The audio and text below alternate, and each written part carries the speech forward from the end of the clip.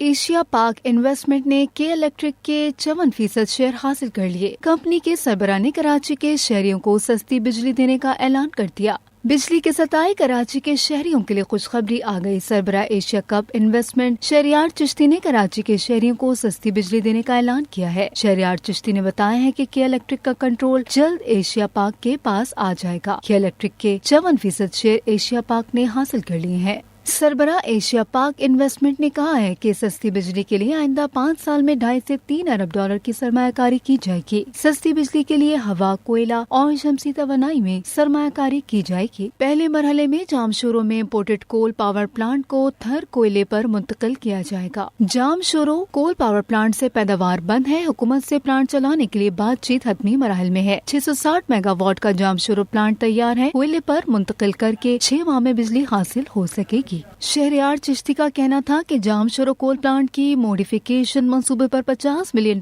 لاگت آئے گی۔ جامشورو کول پلانٹ میں دوسرا یونٹ 660 میگا واٹ کے تھر کوئلے کا پلانٹ لگایا جائے گا۔ ونڈ اور سولر سے کراچی کے لیے آئندہ 5 سال میں 3000 میگا واٹ سستی بجلی حاصل کی جائے گی۔ سستی بجلی پروجیکٹ میں $2.5 ارب کی سرمایہ کاری ہوگی۔ سربراہ ایشیا پاک انویسٹمنٹ نے کہا کہ کراچی کی سستی بجلی کے منصوبے پر UAE کے تعاون سے سرمایہ کاری ہوگی۔ سستی بجلی کے اصول کے لیے بینکوں کو کوئلے کے منصوبوں کی فائنینسنگ کرنی چاہیے۔